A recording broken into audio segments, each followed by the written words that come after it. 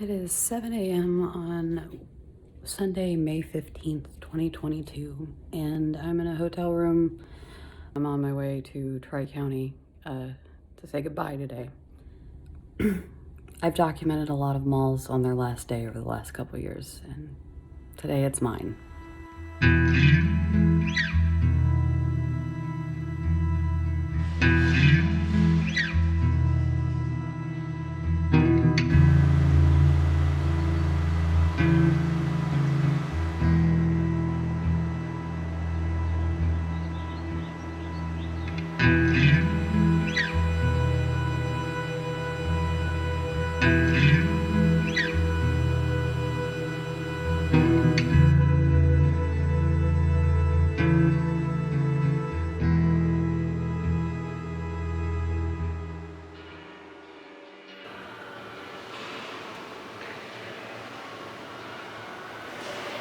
Hello everyone, I'm your cruise director Kristen, and this is Tri-County Mall in Cincinnati, Ohio, now closed permanently. This video was shot over the mall's final weekend. There was a single store open in the mall, Rainbow Shops, and several others that were moving the last of their stuff out of their stores. Otherwise, it was completely empty except those of us who ventured out to send the old girl off. As I said in the opening, I've documented several malls on their last day since I started doing this, but none of them were malls I had visited before or were ones I had visited only a time or two.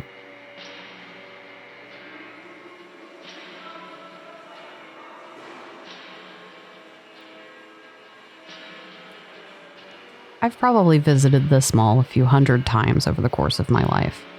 I was pushed in a stroller through this mall back when it was only one level and I was too young to remember it. My earliest memory is from around 1988 when this mall was in the middle of having its second floor added, and they remained open throughout the remodel, so they stripped it down to a concrete shell, the air smelling of sweet chemical adhesives and a small access track running in front of the still open stores, separated from the elements by plastic sheeting.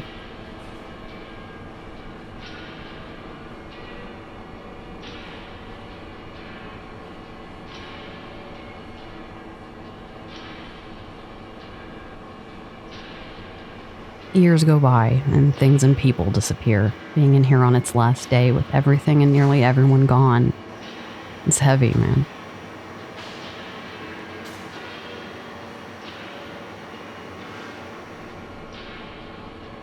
I've got lots of footage to show you and plenty of history and memories to share, so get comfortable and come with me to take one last look at a local institution.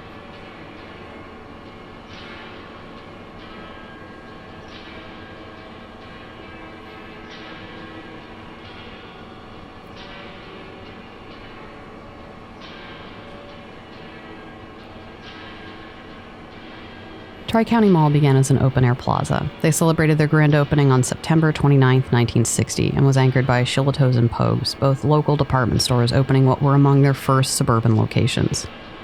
The center was also home to 50 inline stores and a Kroger supermarket. The location was chosen due to its proximity to what would become I-275. At the time the mall was announced, some analysts were concerned people wouldn't be willing to drive the 30 to 40 minutes from downtown to shop at what was being billed as the new suburban downtown. As the growth of Cincinnati's suburbs trended up the I-75 corridor, the location became even more attractive as the years went by, especially when the highway opened and that 30 to 40 minute drive became 15 to 20. Tri-County Mall was designed by the Joseph Meyerhoff Company, later renamed Monumental Properties, who held the mall until 1970 when it was sold off to Equitable Life Insurance. No, Tri-County Mall, thank you.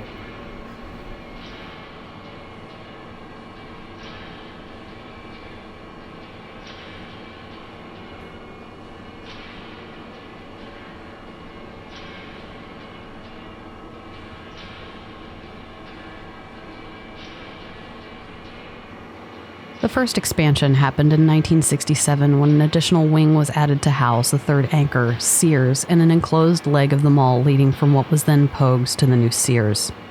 In 1968, the remainder of the mall was enclosed, making Tri-County Cincinnati's third enclosed shopping mall after Kenwood Mall and Western Woods Malls opened in 1966, and was the furthest yet from the city center. The new wing was home to several stores that would remain until very late in the mall's life, including Spencer Gifts, Walden Books, and Lane Bryant. When they broke ground on this mall in a cornfield in the late 50s, I wonder if anyone could imagine what this area would look like in 2022, nearly entirely paved and covered everywhere in offices, businesses, and way too much shopping.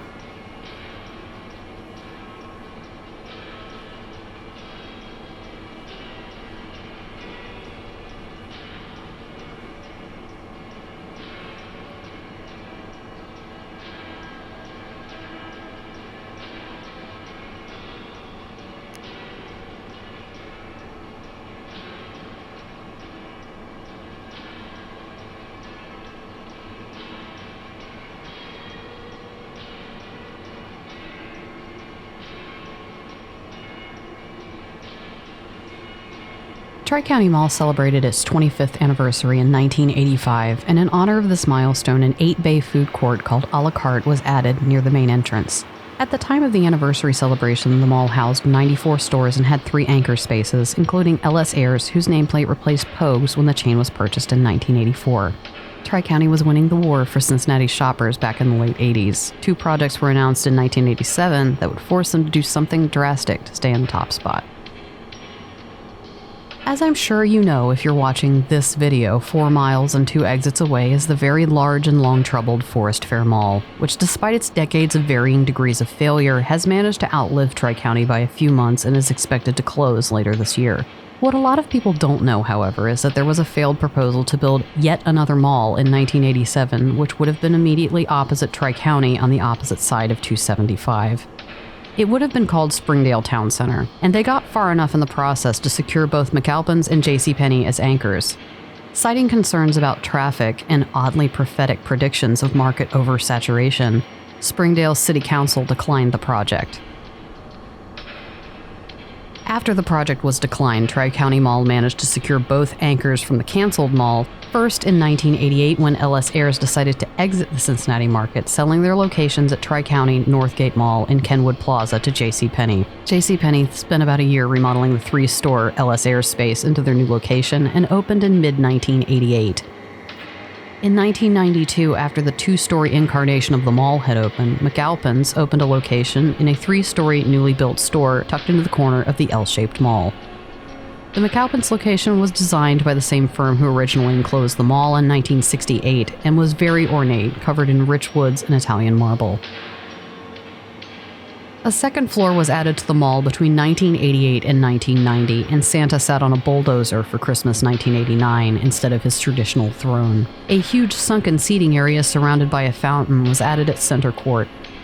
As part of the expansion, the food court was moved to the new upper floor outside Sears and was expanded to 12 bays. The Cafe Express food court was the first portion of the reimagined mall to reopen in May 1990. To entice local office workers to try the new amenity, the food court at Tri-County Mall became the first food court in the United States to accept orders via fax, very 90s. The entire expansion was unveiled in October 1990, just in time for the holiday shopping season to start a month later, and just in time for Tri-County to emerge the victor in the battle for the northern suburb shoppers against Forest Fair. Not to be overshadowed by the incoming McAlpin store, Lazarus remodeled their location in 1991, eliminating several storerooms and nearly the entire furniture department to widen their aisles and give the store a more open concept. And during 1990 and 1991, this location was the best performing Lazarus in the entire chain.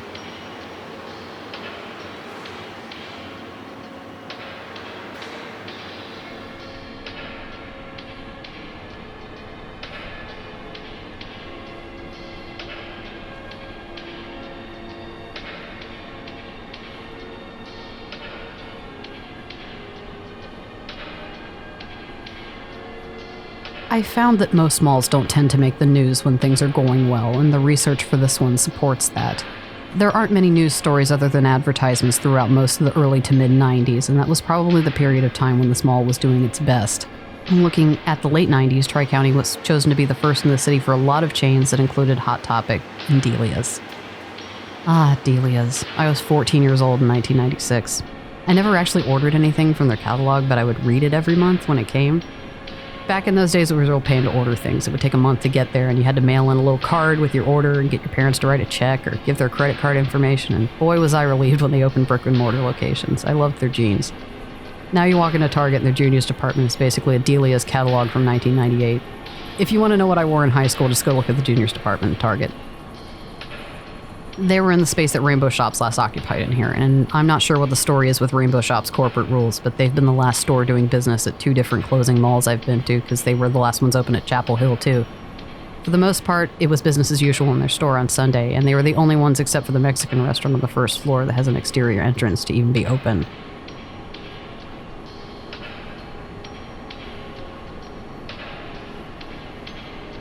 And while we're at it, let's talk about what a game-changer Hot Topic was. I'm going to tell you about a dark period of time for us suburban music lovers. And before Hot Topic was in every mall and before you could just order one online, if you wanted a shirt for your favorite band, you had one of 3 choices. Go to their show, order it from one of those shady-looking mail-order ads in Circus or Hit Parade or Magazine, or you'd go to your local music land or record town where they'd have a single rack of t-shirts for one of the most popular of bands. And they were all extra large. Men's extra large. Sometimes you'd look out and they'd have a large. If you were a small person, get ready to wear a Pearl Jam t-shirt that comes down to your knees. Now, with Hot Topic showing up, they had a whole wall of band t-shirts and lots of sizes, and your chances improved exponentially, and it really was a big deal. The first one in town was at this mall, with Northgate and Eastgate following behind by a year or 2. This mall was sold for the second time in 1997 by Equitable Life Insurance to the O'Connor Group for $147 million, and at the time, it was 90% occupied.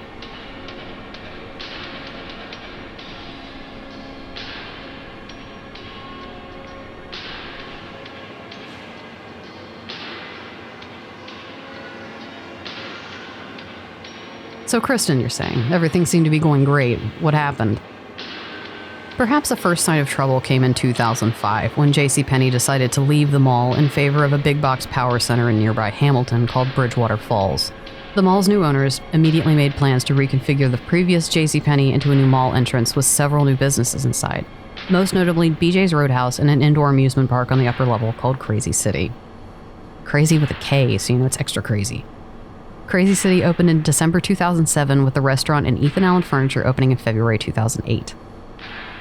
Crazy City didn't last long, closing around 2009. I think the fact that there's already a Dave & Buster's near here that preceded it by a few years probably didn't help things. By 2009, Tri-County Mall had slipped to 81% occupancy. There was a bit of a building spree around town of big box, power, and lifestyle centers, including the one where JCPenney moved. Really, a major cause of this mall's woes over the last 15 years has been its deteriorating anchor situation. Like we said, JCPenney left in 2005 and was succeeded by an expansion whose centerpiece didn't last. The next anchor to leave, Dillard's, a nameplate that came from McAlpin's via a merger in 1998, operated as a clearance center starting in 2013. It closed in 2015 to become part of a large, semi-enclosed lifestyle center a few miles away called Liberty Center. Sears, we all know about Sears. That isn't necessarily the mall's fault, but it did leave a gaping space when the store left in 2018. With Sears' reduced traffic, the wing leading to it was struggling noticeably more than the rest of the mall for years before it closed.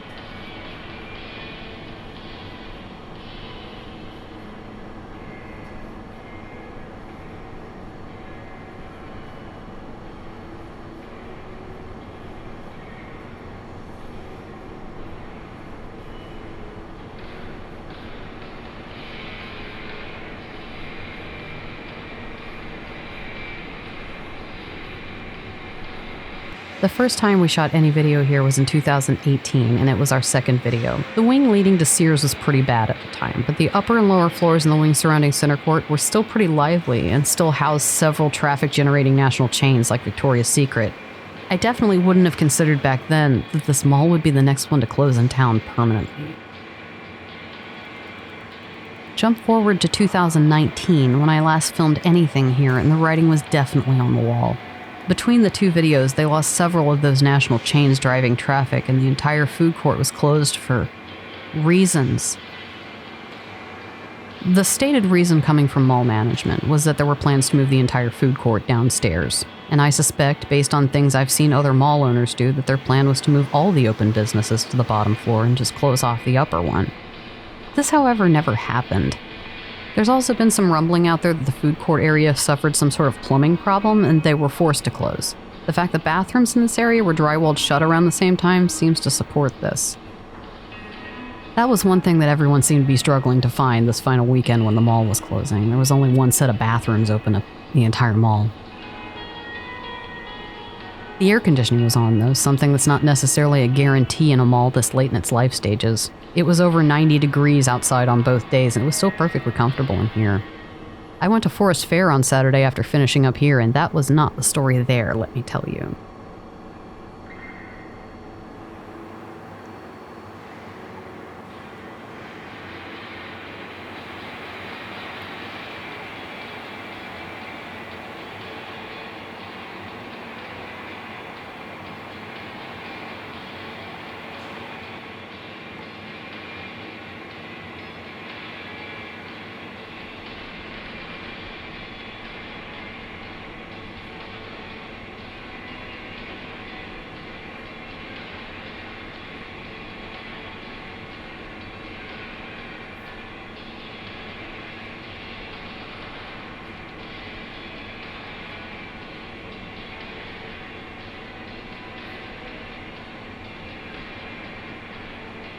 The first proposal for reimagining the mall came out in 2015, 2 years after the Shanghai Group of Singapore bought the mall in a sheriff's sale.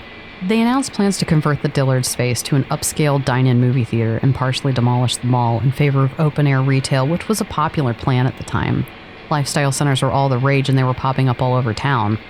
In fact, part of what was causing this mall's problems is that a couple new shopping centers had opened closer to where many of the more moneyed residents in this part of town live and work. However, it's hard to say whether something that retail-focused would have done that well. Tri-County Mall is already surrounded by strip centers with varying degrees of occupancy.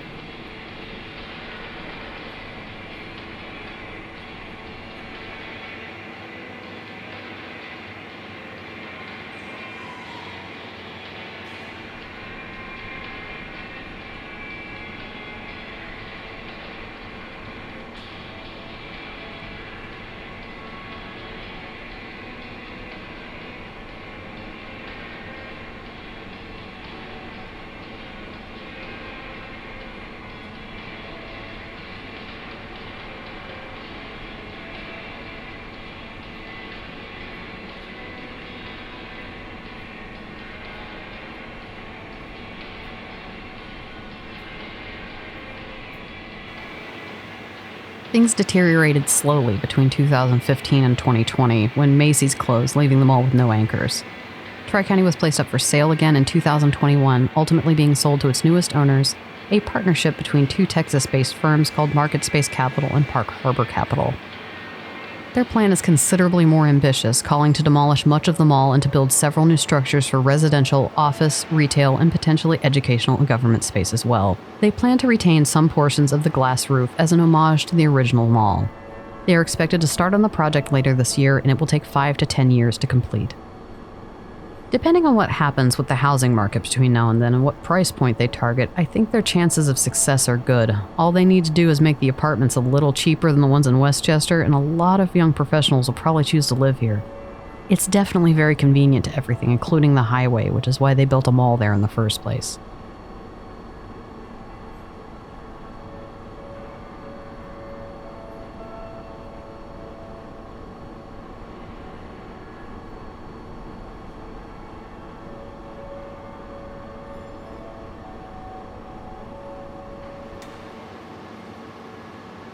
The overarching theme in most interviews about the plans for the mall from both the new owners and Springdale City officials is that they are conscious of the emotional attachment everyone has for this mall, but there is little or no chance anyone could help it recover in this current configuration. It has outlived its usefulness and needs to be replaced with something more current. I agree with that. The mall has reached a point of no return in the last 10 years and would require a lot more than a remodel and a few new stores. Additionally, it's important to keep in mind that builders are going to build, and reusing this plot of land means they're not going to need to level a forest to do so. It's a good thing, and even as a person who is sad to see this place go, I understand it can't stay forever. Nothing stays forever. The only thing that'll never change is that nothing stays the same.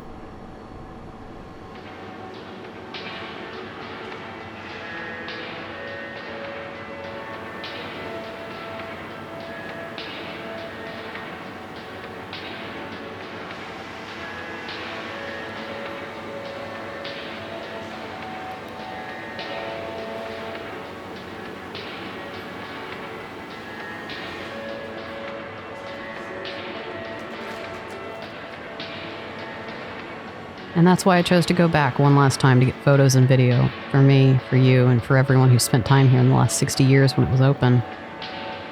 Walking around the mall with nearly everyone and everything was gone, I noticed the various architectural flourishes I was too distracted by sights, sounds, and smells to pay attention to in the mall's heyday.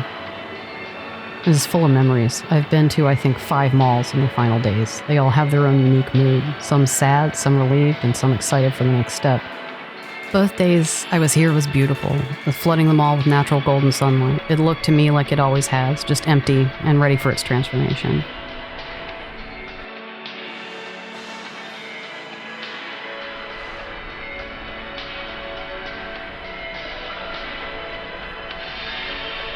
Do you think caterpillars, before they close the final strands of their cocoon around themselves and things go dark for a while, that they know they're never going to be the same again?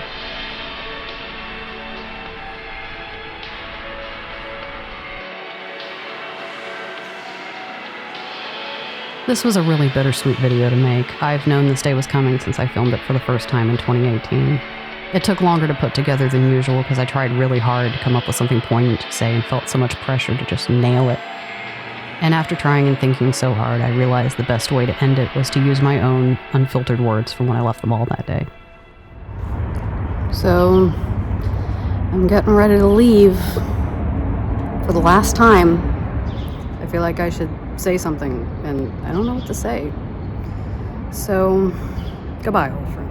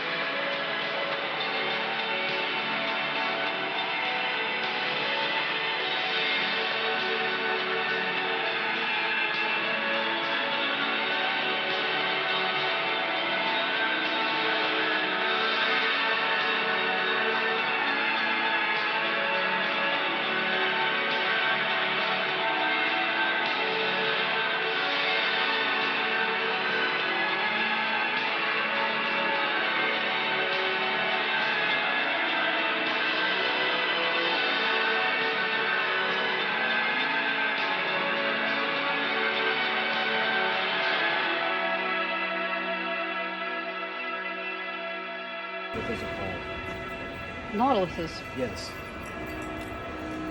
There's a nautilus in the marble. Look at that.